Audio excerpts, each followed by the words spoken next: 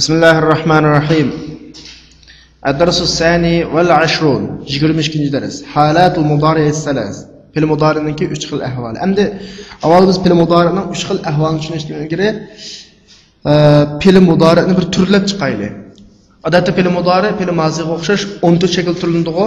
Masalan, 3-shaxs erlik 3, ayollik 3, 6. 2-shaxs erlik 3, ayollik 3, 6. 12 oldu mu? Ondan keyin birinchi shaxs birlik bilan ko'plik bilan bor necha 14. Masalan, zahabaninki fil mudori shakli yazhabu. Buni turlab baqsaq, avval 3-shaxsni turlaymiz. Yazhabu, yazhabani, yazhabuna. Bu erlik birlik, ikilik ko'plik oldu-ku. Tazhabu, tazhabani, yazhabna. Ayollik birlik, ikilik ko'plik oldu. Endi 2-shaxs kelaylik. Tazhabu, tazhabani, tazhabuna. Erlik birlik ikilik köpük oldu. Tezhabine, tezhabane, tezhabne. Ayollik birlik ikilik köpük oldu. Birinci şahıs kereyle. Ezhabu birlik, nezhabu köpük. Birinci şahısta erlik ayollik farklanmaydı. Endi şu hazır türlügen altımız fil mudari'ninki peşlik aleti hesaplanıdı. Mesela yazhabudaki peş kegerliki, yazhabani da nunun inik kegerliki, yazhabu nerede mi nunun kegerliki şimdi ama bu nimlik haleti, peşlik haleti. Endi fevkalade fil mudari'nin aldığa zever kılıdığan harfler ahirine, yaki sakin kılgan harfler kep kılıp fil mudari'ni zever yaki sakin okuluş doğru kep kalsa peş kılganları nima qiladi? Zever qiladi yoki sakin qiladi. Shunday o. Oxirida nun ba'larining hammasi uni qanday qilib tushib ketadi. Masalan, yazhabani, yazhabundiki nun shunday o, tazhabandiki nun, tazhabinadiki nunlar tushib ketadi. Ammo ayollik ko'plik nun qanday qilib ketmaydi, tushib ketmaydi. Masalan, oldiga anni qo'yib baqsaq yoki lanni qo'yib baqsaq, o'zimiz o'rgangan fil mudori'ni zo'r qiladigan omil qaysi? Lan. Aldığın bir ders çıkan lan deb şunda ama lan fil mudari'ni aldığı kelib oxirini zever qiladi, kelgi zaman inkor qildi shunda ama fil mudari nima qilmoqchi? Zever. Masalan, turlab baqili. Lan yazhabu, lan yazhaba, lan yazhaba, lan yazhabani, lan yazhab. Xato oldu.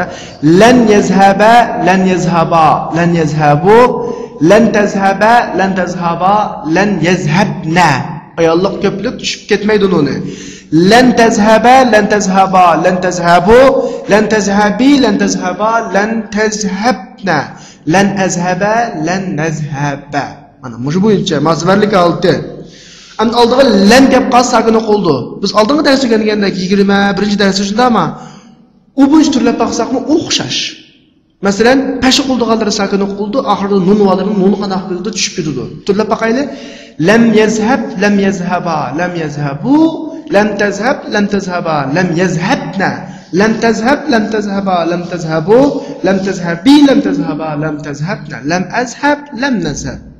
Mana shuni tushunsak, fil mudori'ning 3 holini tushungan bo'lamiz. Masalan, hozir 22 darsimizda mudori'ninki marfu holati, mudori'ning mansub holati, mudori'ning majzum holati 3 harfni turibdi-ku, pashlik, zivarlik va sakinlik holati shunday-ku. Masalan, tizibdi.